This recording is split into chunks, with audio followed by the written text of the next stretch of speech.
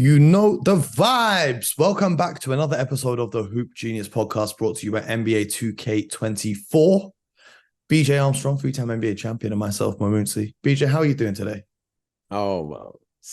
Another day, Mo. As they say, another dollar. All right, man, listen. We keep it going. We got more questions to answer on today's show from our amazing listeners. But before that, yesterday you very kindly wished me a happy birthday. Yes, But how was your today, birthday? Yeah, how was your birthday? well, the Celtics lost to the Sixers, so not ideal. Not ideal. But apart from that, it was a blessing. But never want to lose to the Sixers. Come on, dog. Okay. Sixers look really good. Maxey looked amazing on both sides. Embiid as well. I like what they got going there if I'm a Sixers fan, but I'm not, so it was a terrible birthday. But speaking of birthdays, today is another birthday. As you know, we mentioned it earlier in the week. As you know, we are very kindly sponsored by NBA 2K24. Okay. And today, in fact, marks 25 years of NBA 2K. So 25 years of the best basketball game in the world. BJ, how crazy is it for you to see basketball fans still be able to play with your Bulls team, for example, on their video game so young fans can learn about the game? You know, the whole concept of gaming to me is just fascinating. You know, the graphics, the dedication to the game, so it's an incredible thing to me as a young kid that I didn't have, but to watch this generation, it's been incredible to watch. So congrats to NBA 2K and all the gamers. I mean, I think it's a great way to connect to a sport, connect to generations. So it's been fascinating to watch. So I think it's great. I think it's great for business, clearly. And so hopefully there'll be another 25 years. And the graphics, I just want to say the one thing, the graphics now are so good that now I can't even decipher. Sometimes I'll see my kids playing and I was like, oh, is there a game on? And they'll just be playing the game. So I think it's unbelievable. It's beautiful. As you guys know, you can get your copy of NBA 2K24 through the link in our description, which really helps support the show. But as it's 2K's birthday, they're very kindly giving me some copies to give away. So for the first 4 people who message the Hoop Genius page, direct message on Discord, whatever it might be, the first 4 people, let me know your favorite part about the podcast and what console you play on, and I will send you a copy of NBA 2K24. How about that? That's how we're celebrating. For me, NBA 2K has obviously been a massive part of my life. To see me included in the game now. BJ, you've been in the game for a hot minute. Now the last few years I've been in the game. People send me pictures when they see me in there. It's kind of crazy. But my favorite part about the game, right, is the amount of people I know. Like, a lot of my close friends have become basketball fans through playing the game. Really? Like, especially when I was in uni, people would stop by my apartment, they'd see me playing, and they'd be like, oh, what's this? Let me have a go. They start playing. Fast forward 2-3 years, and now they're hardcore NBA fans messaging me at 3 a.m. Yo, you watching? It's overtime. Like, the amount of fans now that I've got into the NBA through the video game, NBA 2K, is absolutely staggering. And, I want to shout out to my boy Jude. My good friend Jude. I'm going to tell you a story. Jude became an NBA fan. I met him during university. He lived with some of my friends. He lived just next door to me. And, we started playing some 2K against each other. And he would practice and practice and practice because everyone wanted to beat the king. Everyone's trying to come and take my throne, and ain't no one taking it. But, as I was away doing my thing, this guy was practicing. He goes, all right, cool. Now I'm back. Let's play. I'm like, okay, cool. And the way we play it with me and my friends is we do random teams. So if you press square, it gives you a random team. Okay. And you get 3 random selections, and you can pick between those 3 teams. And if you don't like any of those 3, you get a 4th one, but you got to stick with it. So he's doing his 3 random teams, and he gets Golden State. And this is when they had Kevin Durant on the Golden State Warriors, right? The best Golden State team. And then I'm doing my random teams, and I'm getting rubbish teams. I'm getting like all the teams that were tanking at the time. So he's already excited, thinking he's going to beat me. And then I got my 3 teams. They were all rubbish. I said, all right, cool. I'm going to play my luck. I'm going to go for a 4th random and stick with it. And I got LeBron James's Cleveland Cavaliers. And I whooped him. So shout out to Jude, because to this day, still ain't taken a throne.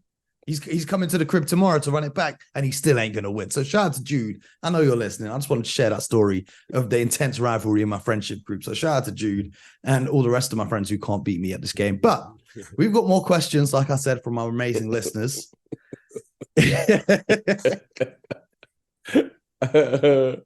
Oh, that's really funny. Yeah, shout out to the man there. We got some more questions though, BJ. Okay. We've got a great question from Chris, who wants to know. I want you to take us behind the curtain with this. He says, "What is in a scouting report?" Now, the other day there was a fan who was staying at a hotel, I believe in San Antonio, when the Dallas Mavericks were playing the Spurs, and the Dallas Mavericks left a scouting report outside the door of every player that was staying in the hotel. Mm-hmm. But this fan was staying on the same floor as them, so he just picked one up and put the pictures on the internet. Of course he did. Game plan out the window, right? Yeah, so yeah. Chris says, I'd imagine every player has at least one line in the report, whether they're in the rotation or not. E.g., a player won't go left, so you have some idea how to play them.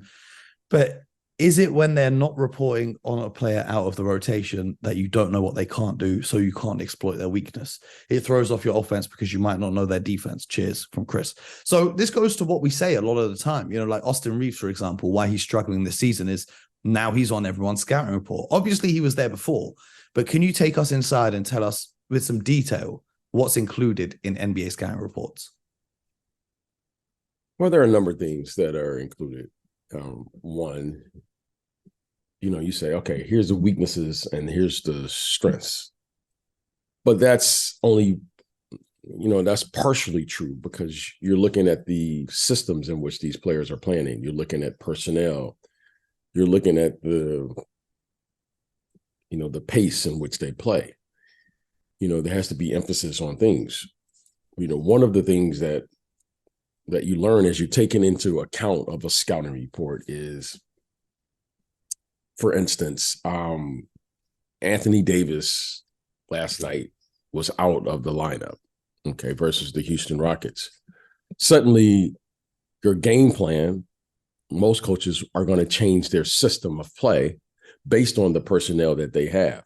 Sometimes the system benefits your individual talent. For instance, you may be a better catch and shoot guy than you are a guy who plays off the dribble.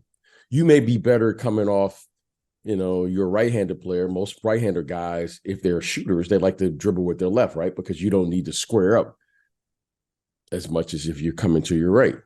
Suddenly now you may go from being a secondary ball handler in an offense and a facilitator to suddenly now you are the primary playmaker.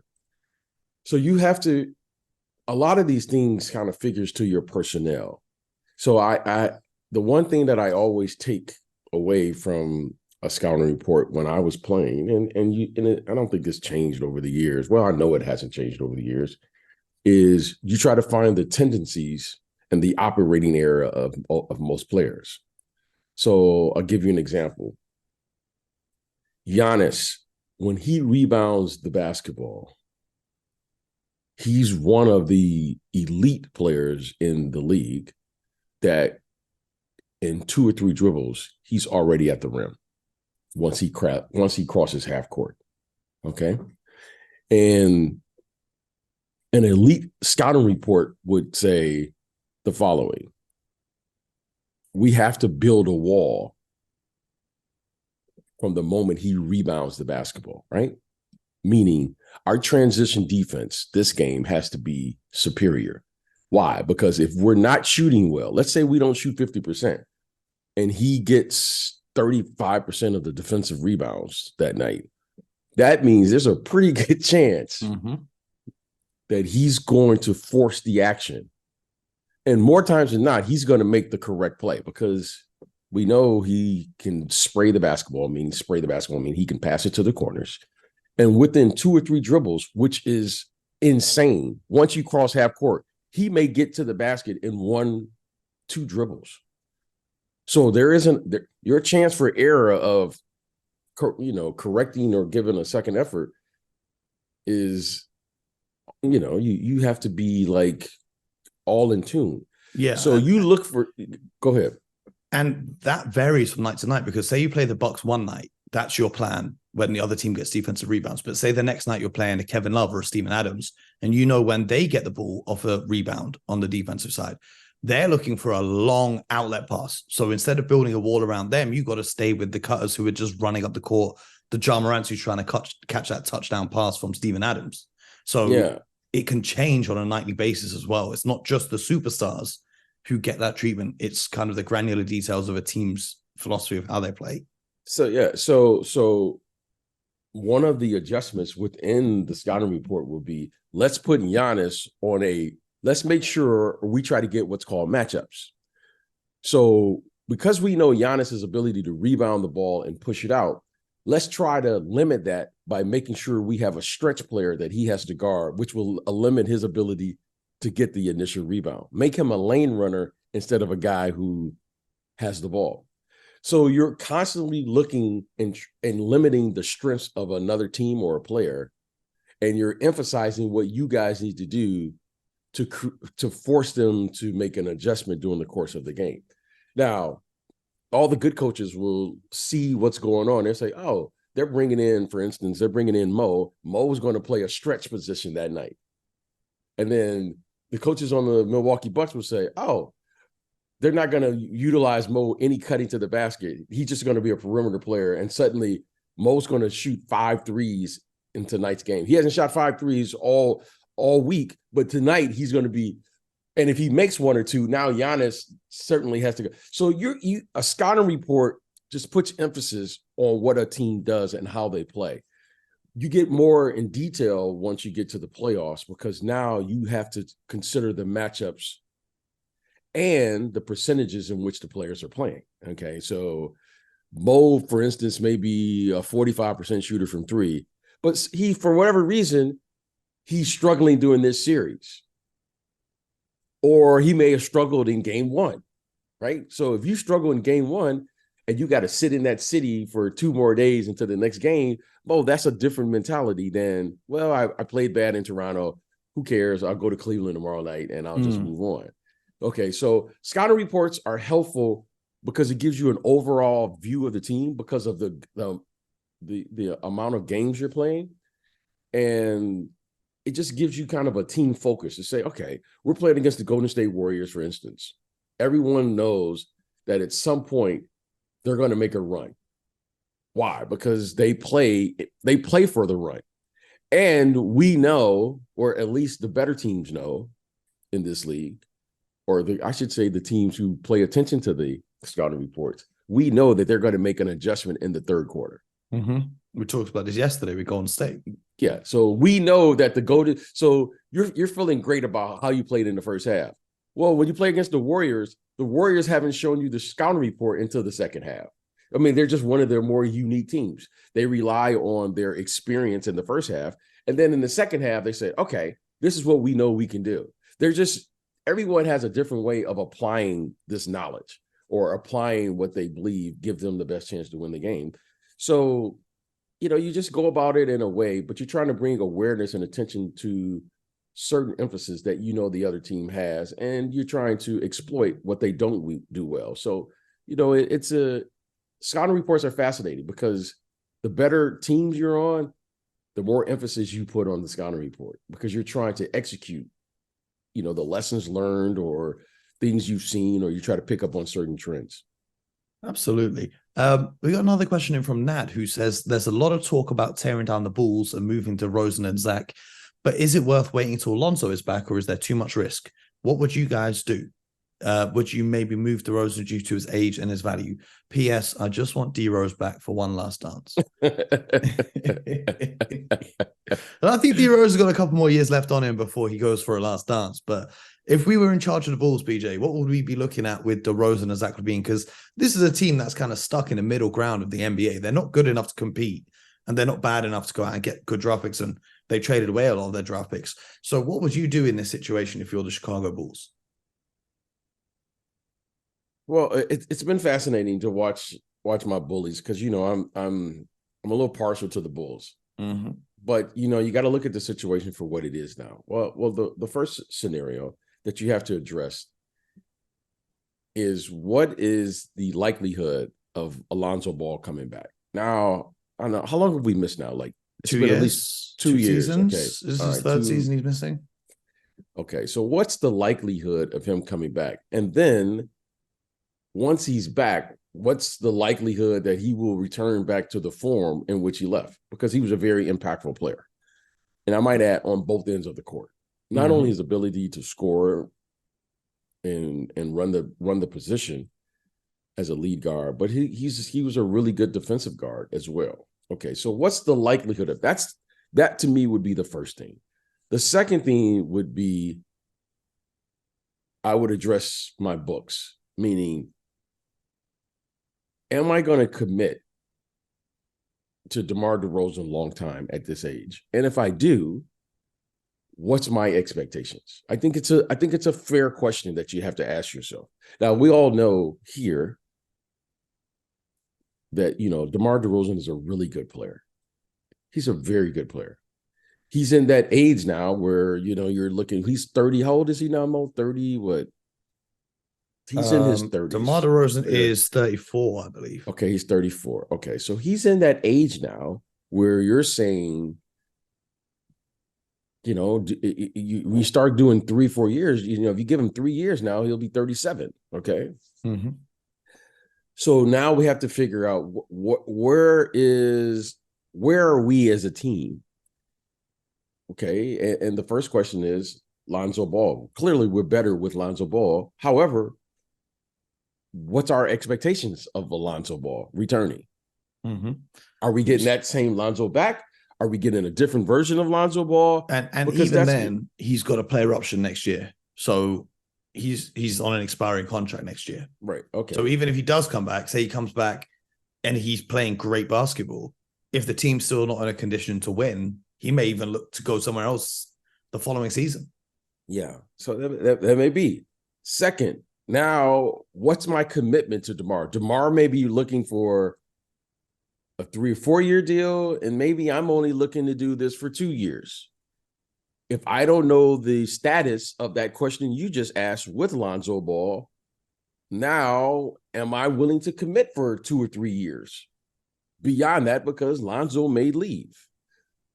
Third, which I think is a question you have to address, my best player, which is Zach LaVine, because they just committed to him I think for 5 years, right? They gave him his contract ends in 2027. Okay, they just committed to him. Now, what's the likelihood of me building a team so that because he is my centerpiece of the team, what's the likelihood of me building a team that can compete with the upper tier teams, in particular, the Boston Celtics, the Milwaukee Bucks, the Philadelphia 76ers, the Miami Heat, who just went to the finals a year ago.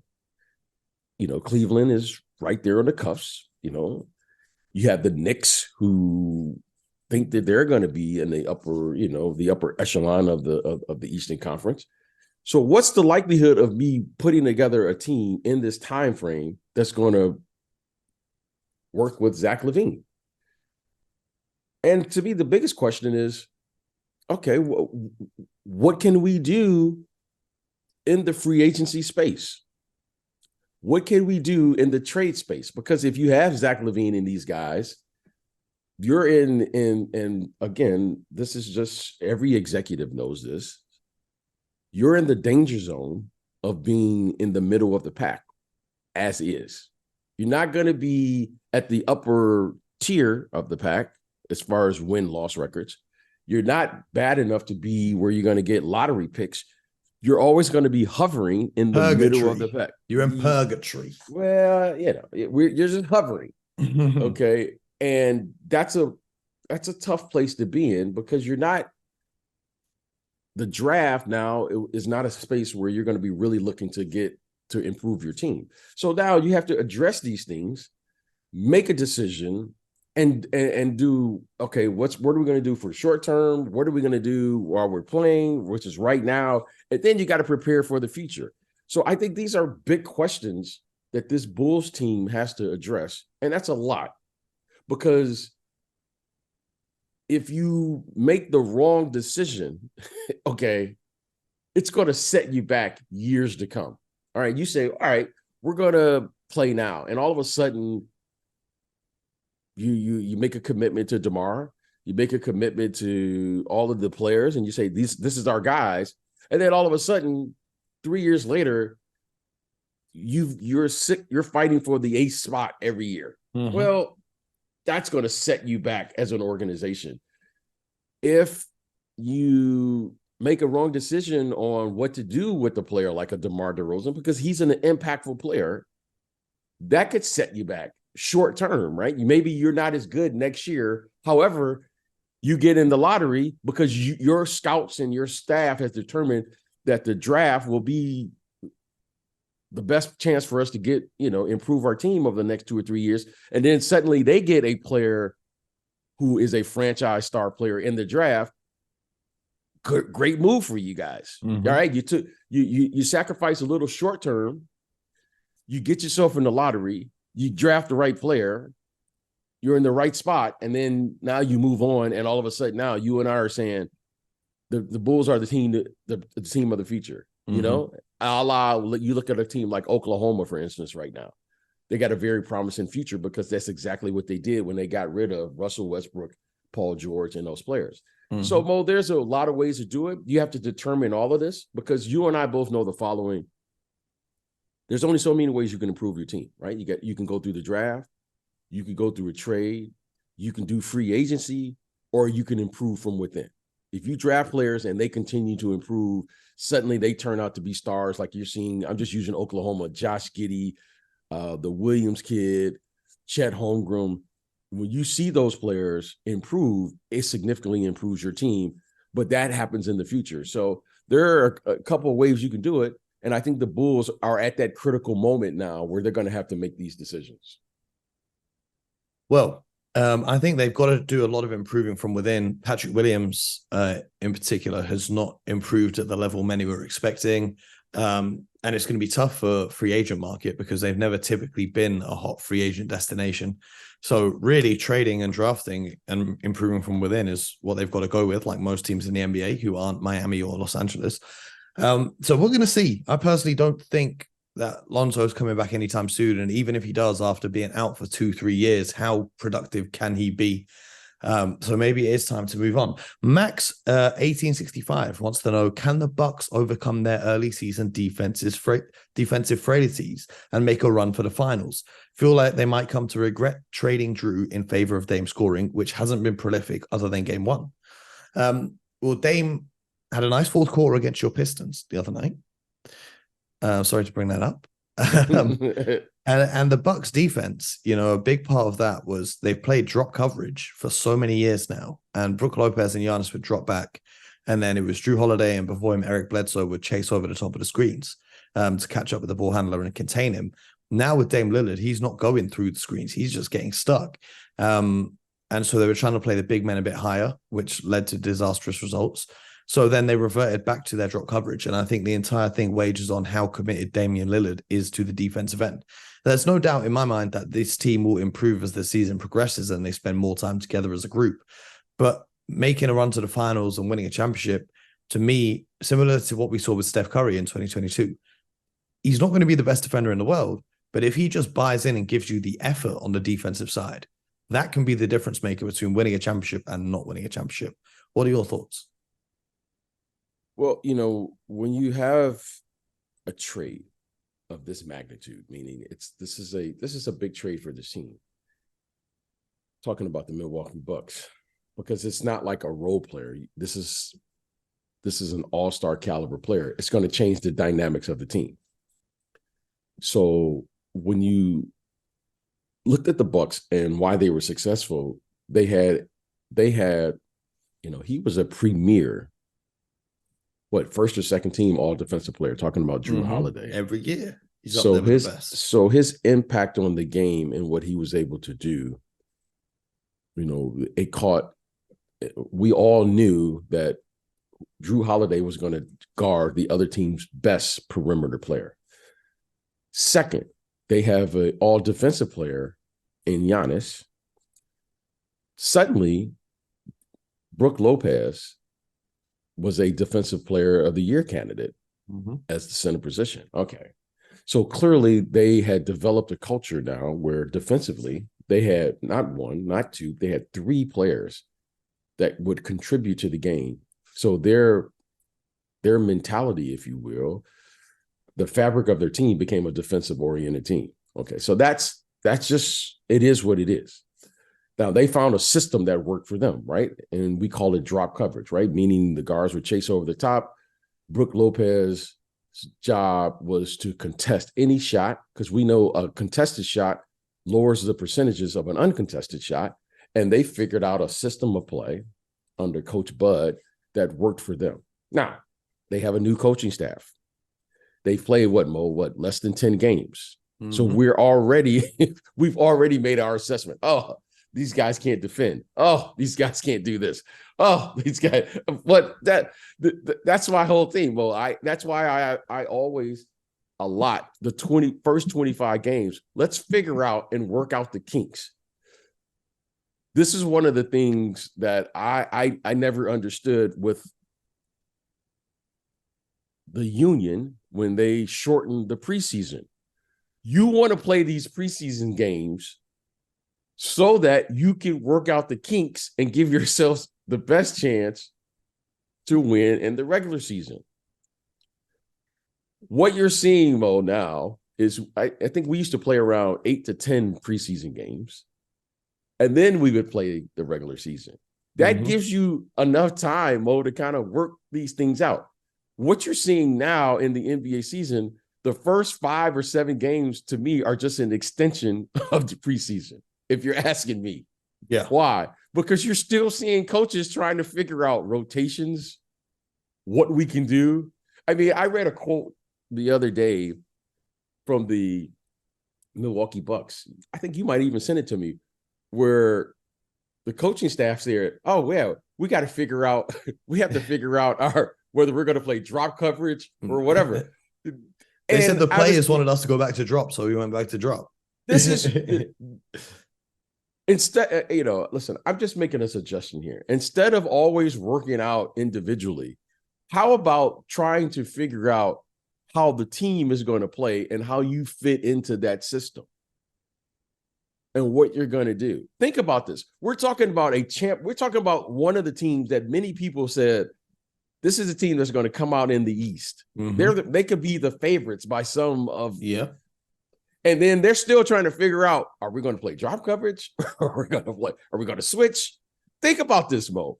So this just lets you know how complex this thing really is. Talking about, NBA basketball teams, you have a trade, new coaches, it's just not as simple as, well, Dame is coming. Dame and what's name going to be unstoppable in the screen roll. That's why it's very rarely I even talk about offense, because the offense is the last thing that comes into play. That's just what we see, when you look at the score, who won the game. However, why you won the game, what's the roles, what's the system. So I'm not going to put much emphasis right now on what's going on there in Milwaukee, because they need time. And because of the shortened preseason that we have, I mean, these guys only go to training camp for like a week. Okay. And then they have like 3 or 4 games, and then the season starts. It makes no sense to me. I don't care how good or conditioned you are as an athlete. It takes time to build chemistry as a team. So it's going to take a couple of months. I'm going to be patient with them. We'll see. Dame is still figuring out his role. Dame is still figuring out how he fits in. Chris Middleton, by the way, is not playing much on like back-to-back scenarios. They got a new system, new dynamics. So let's give them a little time. So we'll see what happens. I just think it takes time, and I'm not going to push the panic button because they're not playing well in the first 8 games when I know that this is really – but what we're really watching is the preseason. I mean, Yeah, I know it's the regular season, we'll wait for but it's Christmas. really the preseason. Let's wait for Christmas and see what's good. One more question here from Andy Williams.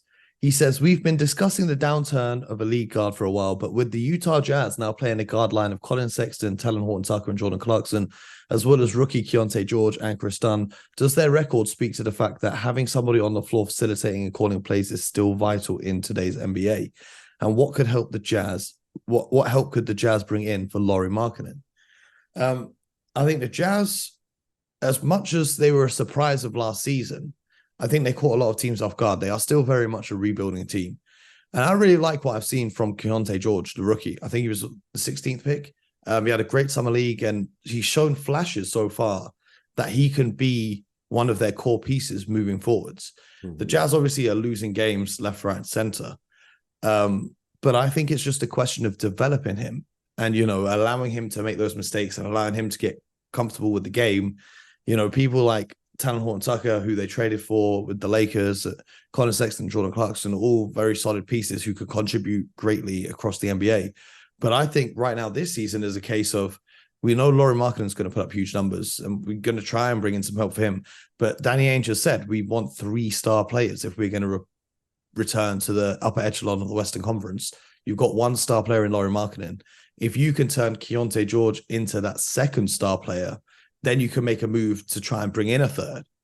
I think that's what they're trying to do. So I think for Jazz fans right now this season, the key is just to be patient. What do you think, BJ? Well, a couple of things. The when you start changing lineups, when you find, let me start at the beginning. When you find something that works, in my opinion, you stick with it. Sometimes you don't even know why it works. So for instance, Lauri Markkanen and Kelly Olynyk worked. I never would have guessed that would be the combination of my bigs and say they complement one another because they're never fighting with one another for space on the floor. Kelly Olynyk can stretch the floor, and he's a really good passer. Okay, he's a good interior passer. That worked for him. Okay, that I don't know why it worked, but it worked for him. Lauri Markkanen was playing some type of forward position. I don't know if he was the small forward or big forward, but Kelly Olynyk complimented him and did all of the other work on the other side, where Lauri Markkanen wasn't playing the center position. Now, when I watch the Utah Jazz, and I haven't watched them I haven't watched every one of their games, but I said, oh, that's interesting. John Collins, who was an offensive player, he gives a different dynamic to the game than Lauri Markkanen. And it's clear that Lauri Markkanen, because he's a 7-footer, is now the bigger of the two players. Yeah. So that's a different dynamic. Yeah, even with Walker Kessler out, who I think has star potential, they had Lauri Markkanen start center the other night.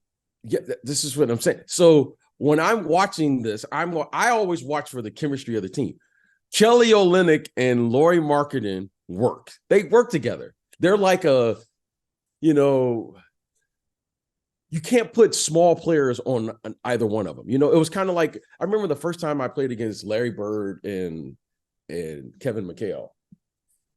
People don't realize Larry Bird was 6'9", 6'10". So you couldn't put a 6'6" or 6'7" player because he would post you up. But you also couldn't put a small player on Kevin McHale. And that's how I feel about Kelly Olynyk and Lauri Markkanen, because they're both big. Okay, and then you put Walker Kessler in the lineup, and then suddenly now you're like, these guys are that's a pretty good lineup. You know what I'm saying? Utah be loving those three. Okay, that's a pretty good lineup. Why? Because of their size. If they may not be the most athletic, even though Lauri Markkanen is a sneaky athlete. Yep. But they're big, right? Then you all of a sudden you put your guard play in there that can distribute and push the tempo and all those things. And I think now you have an interesting team. Now, I also have been looking at their lineup, and I said, there's another thing that's caught my eye with them. Jordan Clarkson, who has been the 6th man of the year, suddenly now they've put him in the starting lineup. So my question is, okay, so that's two significant changes for me. Even though they're on the same team, one player was a starter a year ago, Kelly Olynyk, and then the other guy we know is an elite six-man, and now he's in the starting position. So that changes the dynamic of the team. Jordan Clarkson, to me, biggest asset as a player is his ability to score in short windows of time. Kind of like with Lou Williams and Jamal Crawford and those players. They're just instant heat checks. Microwaves. Now Jordan Clarkson has to run when he, as a starter, you have to carry out the assignment. So that changes his mentality. So there's a lot of change that has happened there. And I don't think this team has found its stride yet. I still like their personnel, but they haven't found their rhythm. Now, Horton Tucker, they're asking him to be a lead guard. Well, he's been a scorer. I've been watching this kid since high school back in Chicago. He's never going to be a guy who's going to come down and run the offense. He's a scorer. That's his natural position. I mean, can he do it? Yeah, he's doing it now. However, he wants to attack the basket. So I think there's a lot of things that have changed. And that's why I say, Mo, every year is different. You never know what this year, but their team dynamic has changed. The John Collins situation, they traded for him. So they're trying to implement him. They made, I can't remember the kid's name they drafted this year. They're trying to implement him. George, yeah. Yeah, so there's a lot of things going on. But I think they will probably settle in. And that's what makes every year different. Every year is a different year, a different team, a different dynamic, even though you may have the same players. Absolutely. But that's been another week of the Hoop Genius podcast. Make sure you guys are subscribed on YouTube, Apple, Spotify. We'll be back nice and early on Monday with another episode with Scott Perry joining us, which is going to be always great to hear from our executive friends, BJ. I hope you guys all listening have a great weekend, BJ. I hope you have a great weekend as well. And we'll see you very soon. Most importantly, you guys know the vibes. Get buckets.